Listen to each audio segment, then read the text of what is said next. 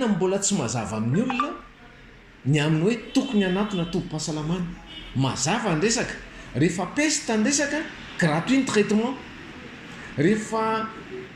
maladie potentiel épidémique ny ilazana azy hoe raha misy aretina mety hitondra valana aretina ka tonga eny amin'ny tobo-pahasalamana dia gratuit ny traitement